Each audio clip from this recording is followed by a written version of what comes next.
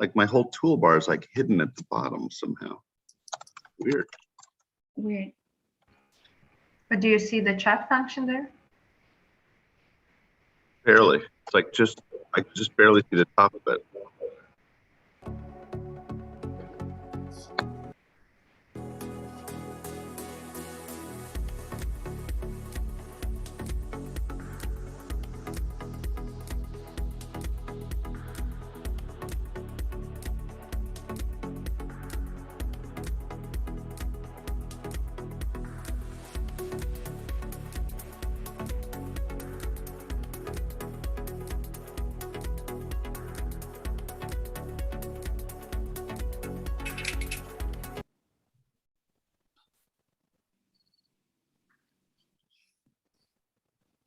Oh, right. There we go. So we have people coming in. So Kate, this is my favorite time of the morning. You can see if you turn on the chat, it's like we got people from Chicago. Hey, Marilyn. It's really early. It's just barely getting light out. Barely. Kate, it's still early. Yeah. So Jamaica has joined us. I saw Saudi Arabia before, Malaysia. It's the fun part, everybody. So come in, letting us know where they are. Oh, there's this guy from Cosimo. I don't know if you know him. Hello, Marcus from Berlin. Good morning. I guess good afternoon. Cosimo, good morning. Cosimo's already onto his third cappuccino. Maldives. Hello. Stockholm as well. Uh-oh. Gotta behave, Mullen's on. Egypt. Yeah, here we go. Iran. Iran. Ali. It's so much fun to watch everybody coming in from all over the world. World chefs, baby. Ireland.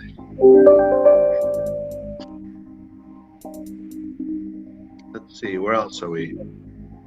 Myanmar. Miramar, yeah. Azerbaijan. I think we should, Kate, it'd be really cool, and Lynn, if we had like a globe, and if people checked in, like countries would light up. I'm sure that's way beyond my technical understanding. And Lynn right now is probably rolling her eyes. No. Greece and USA, yeah. It's good morning, afternoon, evening. Malaysia, you're wrapping up your day.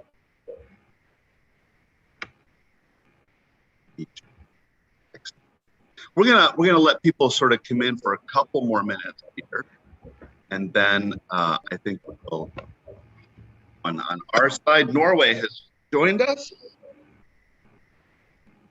Great memories of Norway, Stavanger, a number of years ago. Really good. Oh my goodness, it's great. Ecuador. Hello, Ecuador. India. And a lot of people joining from India. Maldives. Namibia. Hello, Gary. Gary, someday I'm going to visit you, I promise. Sri Lanka. Looking like we have problems with our video this morning, maybe. It's early. At least it's early here in Chicago. South Africa. Wonderful. Welcome. All right, we're going to give it one more minute, and then we're going to kick this off.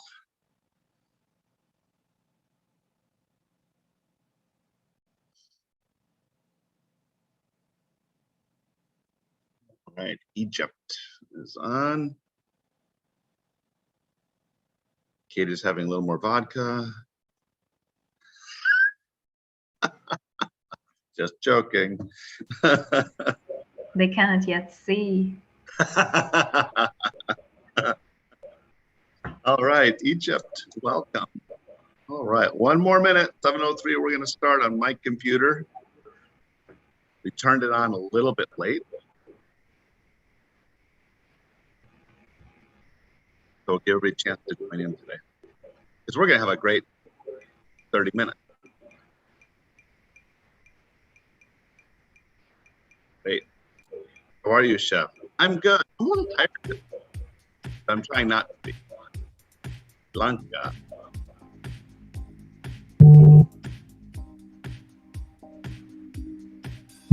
Palestine. Oh, cool.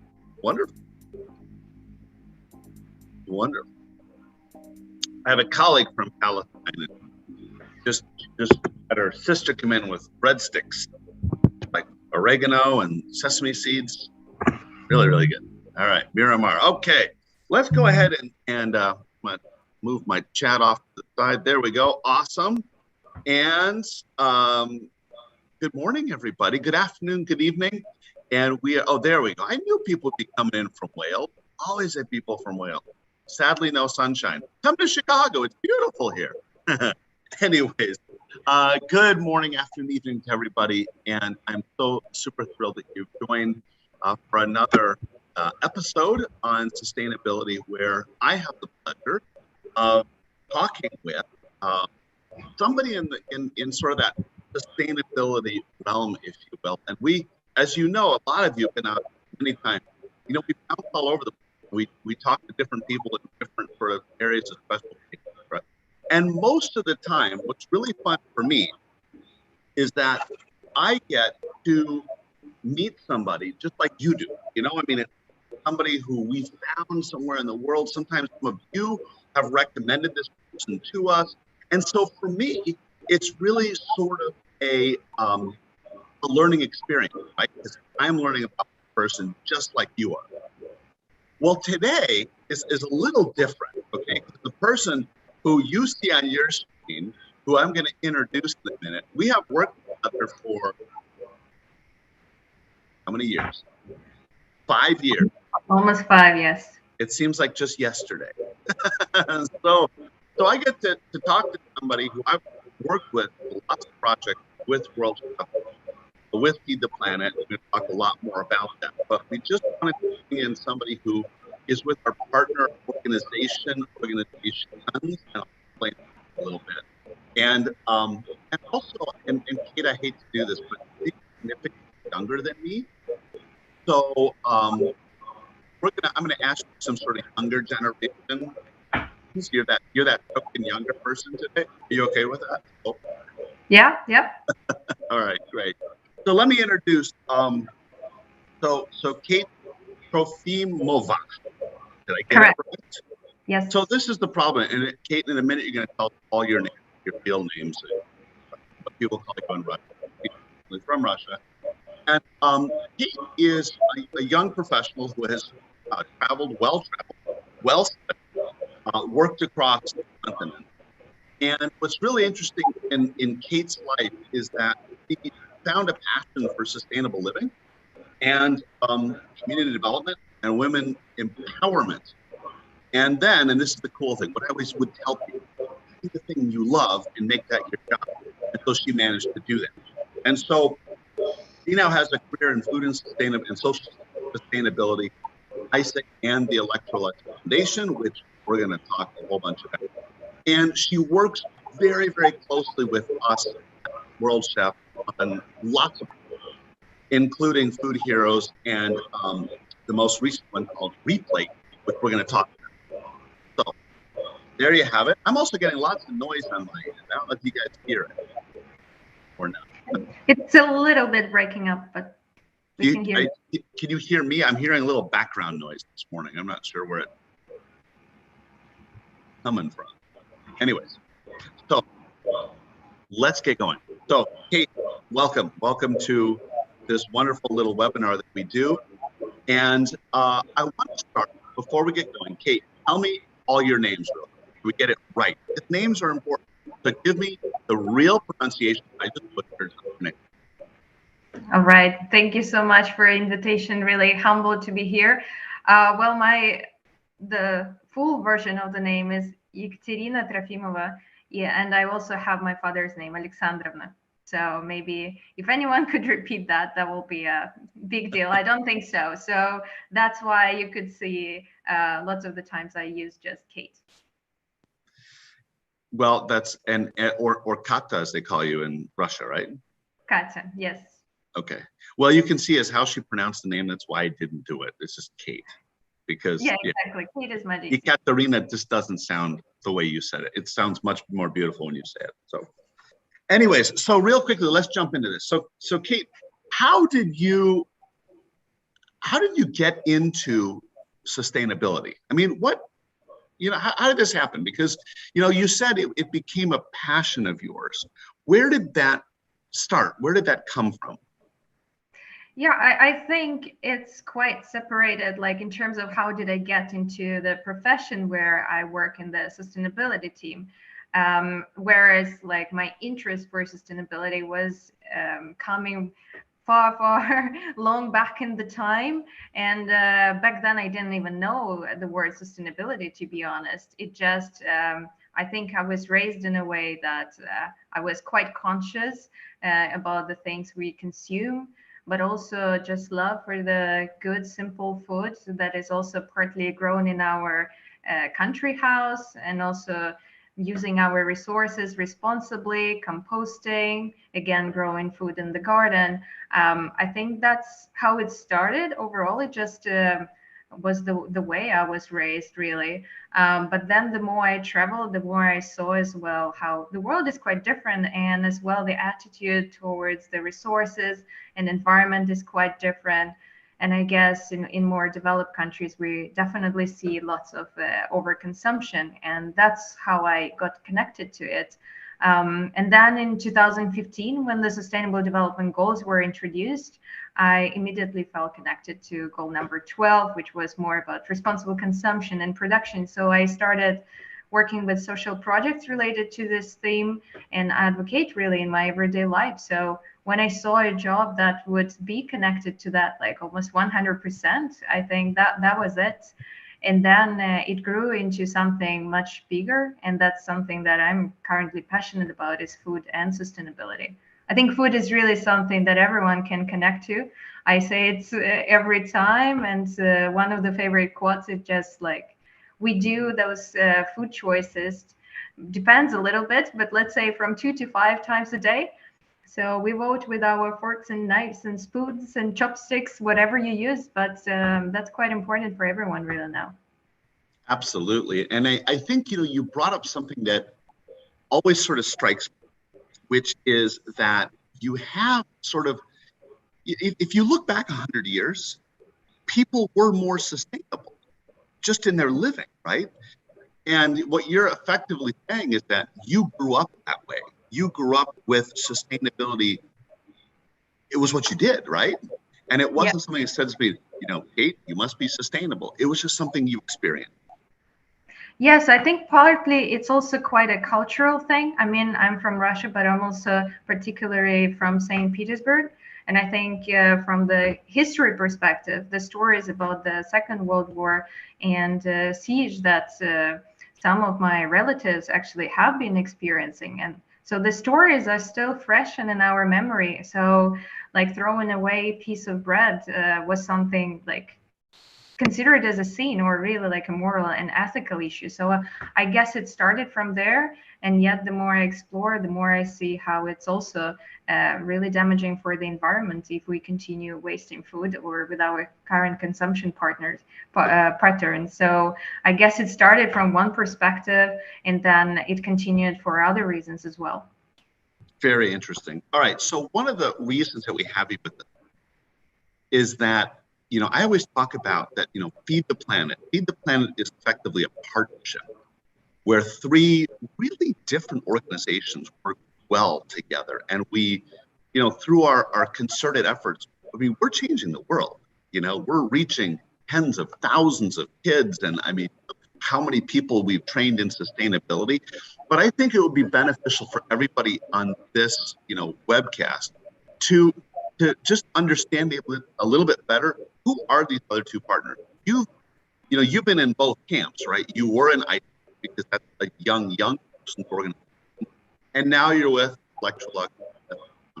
So tell us about those organizations. Well, as you mentioned, I started being a member of AIESEC in my university years, which actually has been quite a while now. So we were doing the social projects, and AIESEC is the one of the largest youth-run organizations that believe that leadership can be developed, and this is the solution to the current problems that we face in the world.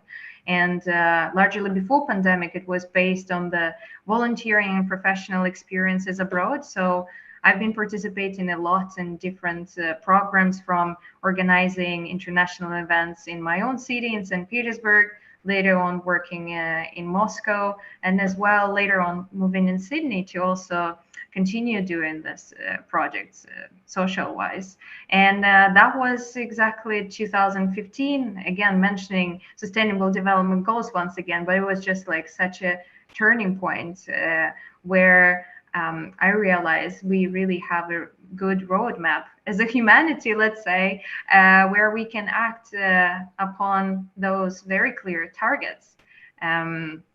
So after I finished my volunteering experience, I was looking for a professional career opportunity. So that's where Electrolux came, and I was really happy to see that big corporation was really looking for a person who would be working directly with impact, with social projects. And I think it's quite a niche area still, like working with the food and sustainability and providing educational in that area. And I think right now with our programs, we also see that it's becoming more obvious and more urgent to act into this area. But even 5 years ago, I would say I would meet very different people with very different attitudes, and definitely was a little bit less popular than right now. So that's how I get into this area, so to say.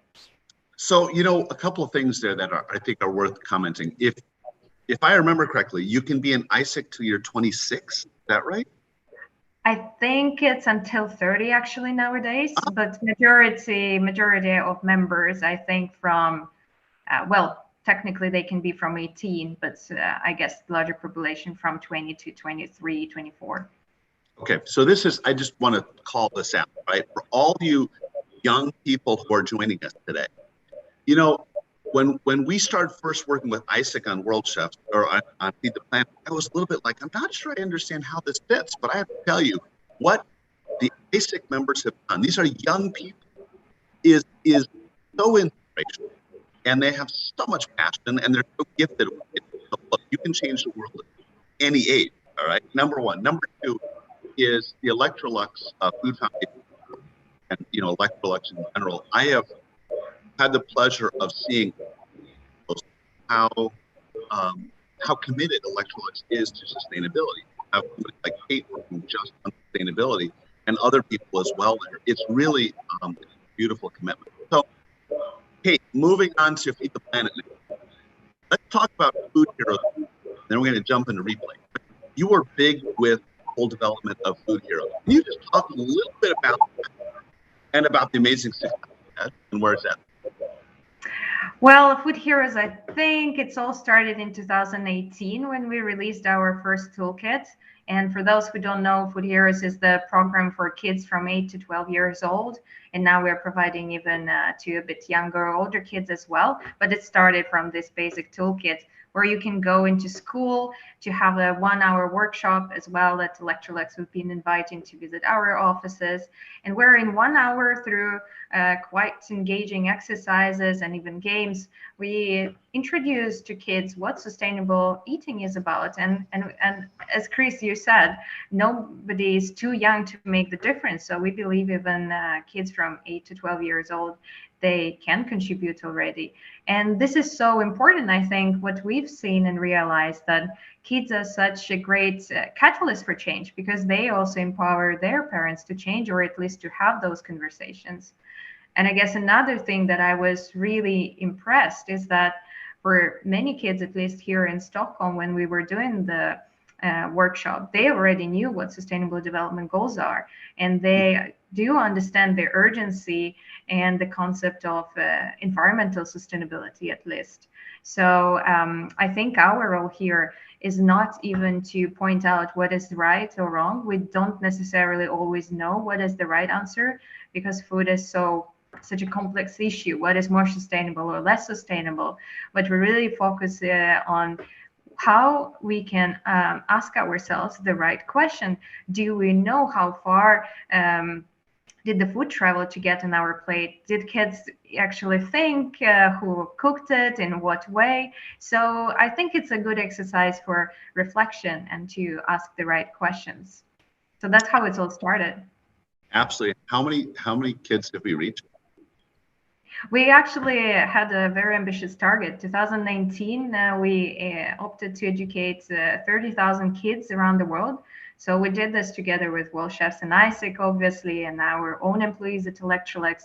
So happy to say we overachieved the target. And during 2020, we really worked on optimization, let's say, or adaptation of the program. So now we have an available toolkit to run this even online. The schools who are still closed or working in the hybrid model, so offline/online. So we try to stay up to date, refresh toolkits, and adapt this in the best way possible to make it as interesting and useful. So nothing stops Feed the Planet. Nothing, not even a pandemic. We will find a way around.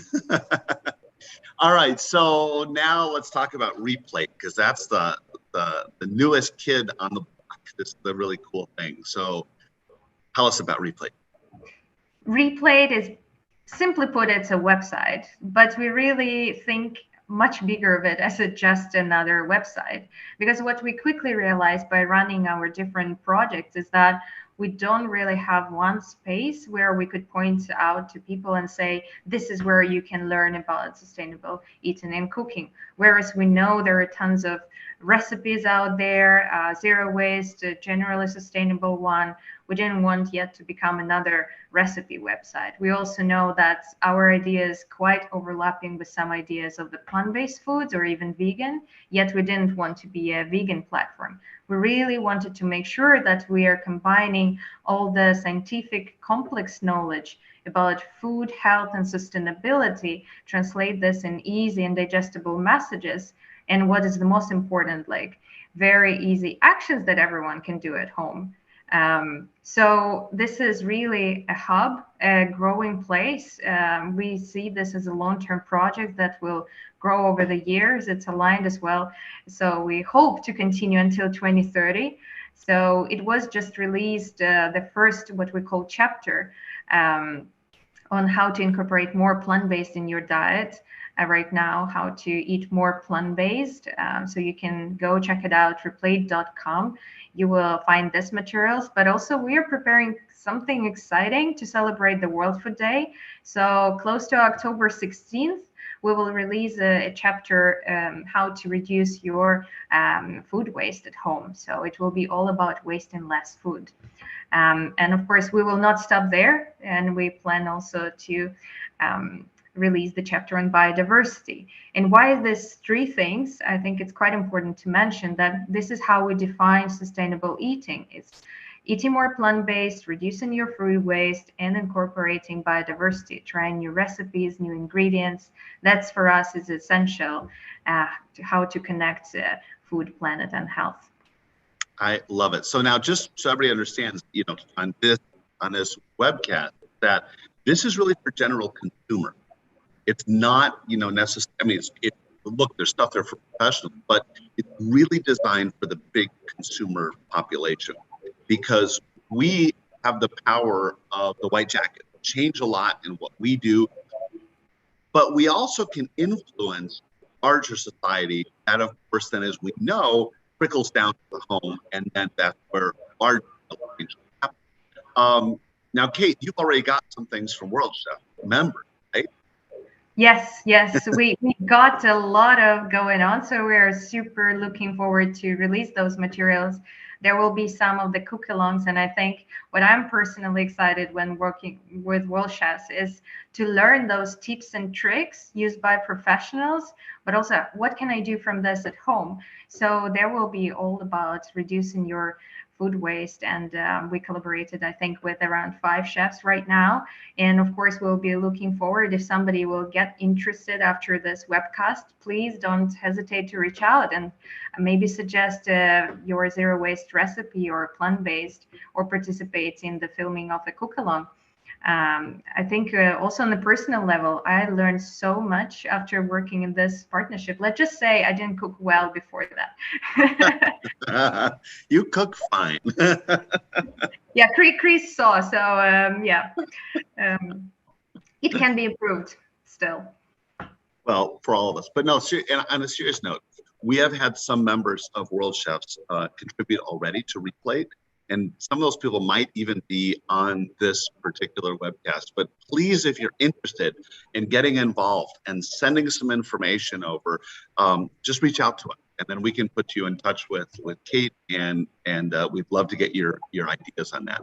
Because, you know, again, as chefs, we have a whole lot of power to change the way people think about food and the way they cook food, because they look to us as the expert. Now, Kate, I have to ask you.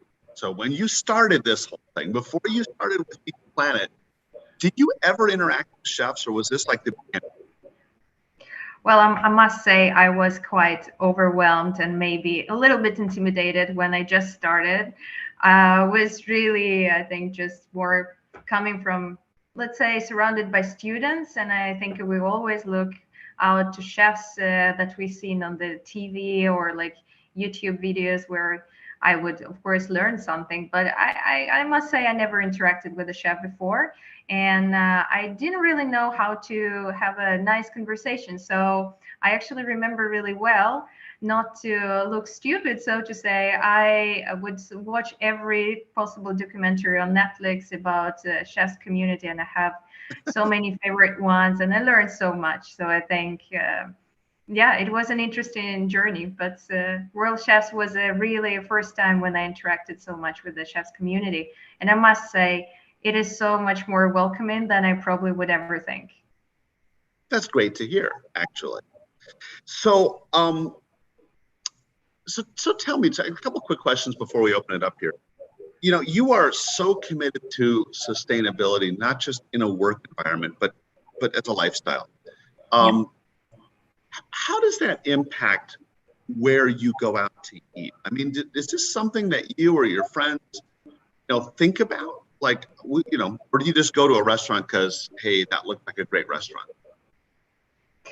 Well, I think, to be realistic and very honest, I think at times it can be both, but definitely I have changed my eating and cooking habits so much. And I mean, I have been a pescatarian for quite a long time. I think soon it will be almost 10 years. And I started for, again, very different reasons, more about the health. Let's say back then it was more popular. And I would say, yes, it was fashionable. And that was one of the reasons how I got to know about it. But again, working with food and sustainability, I see how much of an impact our food choices have on the environment. And it indeed started to be more and more important to me. So definitely, I would prefer to go to the restaurant. Well, obviously, due to my dietary requirements, I would go for at least where I can have like a fish or vegetable. But I would say I really often cook something plant-based, or I have some vegan friends that we usually cook for us only vegan food. So I'm open to many options, but it's definitely a plus when going to a restaurant. You would know that people are caring about the produce. And I think it's fascinating sometimes when chefs are exploring different ingredients. They're broaden our horizons. So I think it's very interesting, definitely. That's awesome. So, by the way, if you have questions for Kate, we've got a little time left. Just go ahead and put them in the Q&A section, which I open up my computer so I can see it. But Kate, let me ask you. So when you go out to eat, I mean, do you actually like go to the website of the restaurant and sort of get what is their commitment to sustainability, or is this something you just follow? How does that happen? Well, I just went to Copenhagen this weekend, and how we found nice places to eat was like through the friends' recommendation and Google Maps. And since I usually surrounded by people who care about such things, we get those recommendations first. So I would say when traveling, it's always nice to plan a little bit where you want to go to eat. And here in Stockholm, we like to try new places. So again, I remember a couple of restaurants where there was a story behind, and they were also really committed to the sustainability, how they source their ingredients. It's always good to see. Maybe websites of the restaurants are not always crowded with information, but you can see also some of the things in the reviews from other users. Or you get to know about such places in also more thematic channels, so to say. If you're following plant-based and sustainability news, they will sometimes highlight the restaurants that are caring about the environment and the produce. Excellent. Yeah, I guess the reason I bring this up is because, if you are doing something in your restaurant, if you're doing something wonderfully sustainable, if you have that commitment, and it's a real commitment, right? You can't like fake it. The real thing, let people know, because your customers care, especially the younger sort of generation. I mean, really, as you said Kate, earlier, kids are growing up today with sustainability front and center. When we were young, didn't even talk. So it's really important to put that on your website. The other reason is it's track. People who care about sustainability in terms of work. And increasingly, more and more, younger people are looking to align, like Kate has, align her passions, sort of belief system with the place where they're working. Yeah. So, again, that's the shift. So if you're doing it, I have one question here for you. What is your favorite sustainable food hack? I think I was asked this question on the World Chefs Congress, and I was sharing that having a soup made from broccoli stems is something really nice to do. But I think I also have my favorite dish with lentils and curry, and then I think it's so versatile. I can add any of the vegetable leftover I have, and it still tastes great. Everything with coconut milk, a little bit of chili, coriander. That's just my favorite. Awesome. All right. One last question for you. What is one piece of advice? Now, you've worked with chefs for a while, all right, and you kind of know what makes us tick. What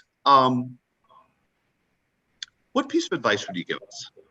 If you were to say, give us one thing that we can walk away from this, one action point that we can walk away from this webinar, what is it? I will try to cheat a little bit here, and we'll say we always want to make it actionable, and there will be actionable tip, yet it will be 3 messages. Again, incorporate more plant-based in your dishes, incorporate more new ingredients that supports biodiversity in the world, and as well make sure to reduce as much waste as possible. Nose to tail cooking and root to stem and all of this. That was a really long one piece of advice. But yes, absolutely. Hey, before we go, I have one more question I just saw here that came through Facebook. How does it feel to work on sustainability on a global scale? How can we be sure that it can impact positively the local people in the environment? So that's kind of interesting, right? So how does it feel to work globally? How do we know it works locally? I think on a personal level, it can be overwhelming, because the more you know about sustainability, the more you understand you don't know. That's for sure. It is definitely a very complex question. But I think with the projects that we do together, run by the foundation together with its partners, we always have I think it's called global overview. So we do have a strategy on the global level. We know that we want to educate people on sustainable food habits and inspire better consumption patterns. Yet we really make sure that all of our projects are relevant to the local communities. And this is our starting point. So we rather take those initiatives that are interesting for people locally, and then we make sure that they are aligned with our global strategy. to make sure as well that we're supporting this in the best way and also contributing to our global agenda and KPIs. Perfect. All right. Well, thank you, Kate. Thank you for joining us today. And I just want to say a huge shout out, of course, to Lynn in Paris, who does everything to make everything happen. She's like the one behind the scenes, pulling all the strings to make it work. So Lynn, as always, thank you. Thank you to everybody who's joined us today from all over the world. I have no idea how many countries, but it was a lot. And, you know, Kate, you know, this is just one more talk about global to local, right? I mean, this is a global webcast, but it goes into localities all over the world. And from that, we know that it's making an impact. So thank you all for joining us. And Kate, as always. Thank you so much. Good luck to all the chefs around the world. Thank you. Thank you, Kate. Always a pleasure. Guys, chefs, have a wonderful rest of your morning, afternoon. And for those of you in Malaysia, eat dinner. In Australia, go to sleep.